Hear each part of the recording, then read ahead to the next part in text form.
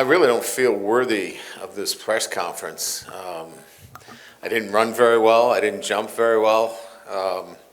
I'll do my best to answer the questions the best I could. All right, best I can. So let's fire away. If you have a question, go ahead and raise your hand, please. Yes. We've had a chance to see Jaden, and he looks like obviously looks like an NFL-ready prospect. What's the one thing that he needs to do or work on, perhaps, if he wants to be able to succeed at the next level? Well, look, I think the NFL is all about, making that next step, that transition. It's there's no longer the other piece, the academics. It's a full-time job. So, you've got to be able to flip the switch now and, commit yourself, which he has done here. He's treated himself like a pro in a sense of his commitment. But now you've got to be able to switch yourself to, 100% focused on a job. And sometimes that's a bit of a transition. You're on your own now, and it's 100% focused on a job. In terms of the athletic ability, in terms of his ability to master the skill set of playing quarterback, I think we saw today he's 210 pounds. He's put on weight. I think he's going to do just fine when it comes to the skill set and the athleticism. It's just making that natural transition into an NFL locker room. Hey, Coach. Brett Martell with AP. Quick NIL question. Do you think that it's making it, and I realize Thomas and Neighbors are exceptions here, but is it helping coaches or programs in any way retain underclassmen who might otherwise have been inclined to declare earlier? Well, I think there's a wide variance there. You bring up Malik Neighbors and Brian Thomas.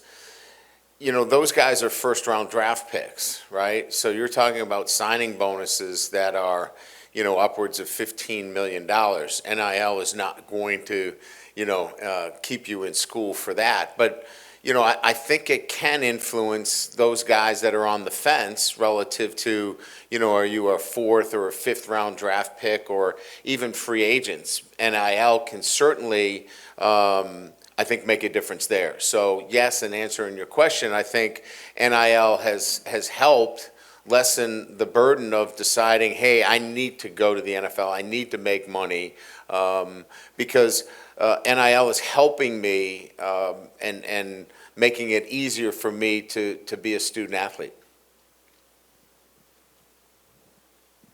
So, Coach, there are obviously the guys that are going to be the first-round talents, but what do you have to say about guys like Omar Speights and Mekhi Wingo who helped their draft stock today and kind of what preparations and how they've improved? Yeah, that's what pro days are for, right? I mean, these are the opportunities to not only use the film that you have, but, to back it up with the athleticism. They both had great days. Mekhi was great, obviously, in the shuttle, and, his short field quickness is obviously one of the things that you see on film, and now, back that up with the skill. Omar ran extremely well. I thought all the guys tested extremely well today. I think Charles had a hamstring issue, which limited him in some of the position work, but across the board, I thought the guys did a great job. They were in great shape. They've trained real hard. This is important to them. We want our guys to graduate. We want them to do well in school. And then now this is the other part of it, and that they were very well prepared. Coach, Jaden kind of proved himself on the field last season. Do you think that there's anything that can boost him even more than what he's already at? I mean, he's had all the accolades and everything else. Can he do anything more? I think we're at that point now where, I think this was the last kind of check the box for head coaches, GMs, those decision makers in terms of who are going to make those final say on the quarterback. I think probably today was that last day for him. He'll continue to work out. He'll continue probably to have interviews along the way, but I think that the hay's in the barn, so to speak, as it relates to the evaluation process of Jaden Daniels. I think he left no stone unturned today with the performance that he had today throwing the football. Coach, right down here. You mentioned a lot of times during the season what Mekhi brought to this locker room. Can you expound upon it a little bit more and just what, NFL GMs can expect, what they're going to get not only on the field but inside that locker room? Yeah, so look, I mean, the National Football League is looking for contributors on the field and guys that they can trust in the locker room that are going to represent their franchise in the right way. Obviously, you know what he did. He wore number 18, which is emblematic of a leader both in the locker room and, in our community. And certainly they're going to get that kind of guy. So, when you're drafting and you know that you've got a guy that can help you on the field and is going to represent your organization in the community and be respected in the locker room, that's an easier guy to advocate for when you're talking about, do we take him in the, this round or that round? And so that definitely helps your draft status. Right down here, Malik's numbers today really spoke to his explosiveness. In what ways does that separate him as a receiver? Well, look, I mean, we could talk about numbers and all the things that are important, but, physicality and the ability to separate from great players on both sides of the ball, there has to be something that you look for. And when you watch film, you see him separate from great players in the SEC.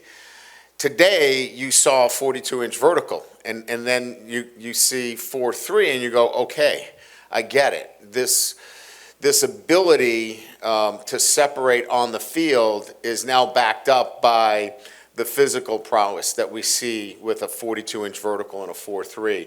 So I think what it does is it validates what you see on film is that it's backed up with great physical traits. And I think what it does more than anything else is it shows that he can separate with the ball in his hands. He can be explosive after the catch. And now again, I think it comes down to, who's the kind of guy that you want to get the ball in their hands. And, I've seen him. I'm certainly going to advocate on his behalf. I don't think there's a better receiver in the country. Hey, Coach, right over here. Today was probably the biggest day in terms of numbers you guys have had at a pro day in your 3 years here.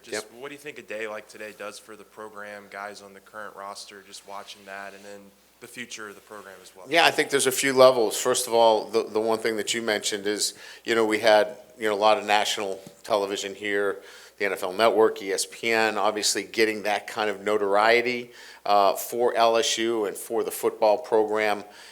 Certainly is very good for your program and how you move forward relative to the recruiting, and certainly for our young guys, they get a chance to see what it's like.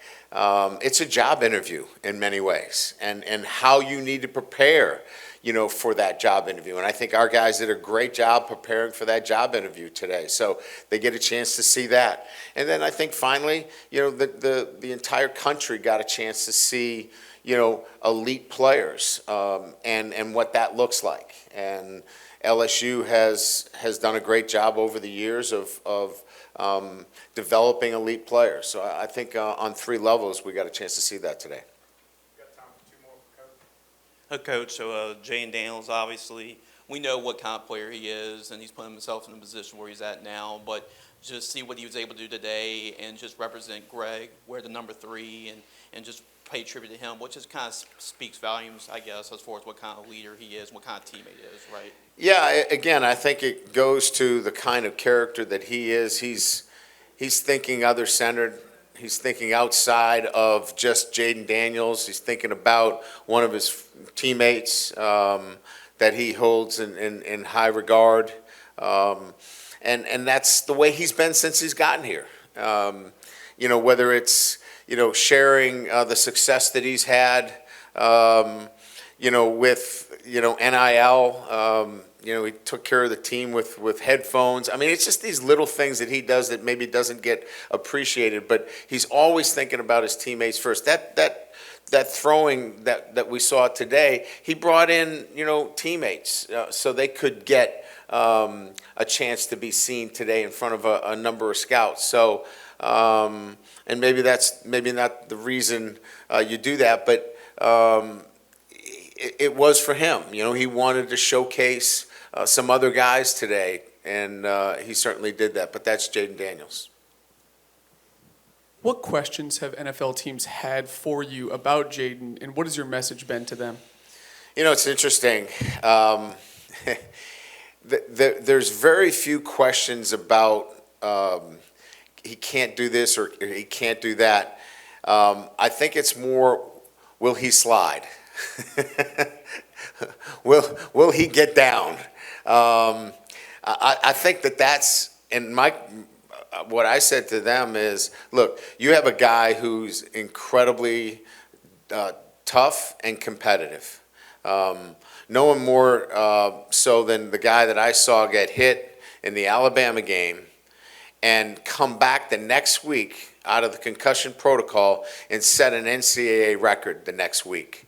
That to me speaks to his toughness, and he's a smart guy. He's figured this thing out. So that's been really the biggest question. It hasn't been anything about, you know, can he pick up the safety reads? Can he, you know, pick up blitz protections? Can he do those things? They see that on film. It's, Coach, will he protect himself? And I'm sure he will. Thank you.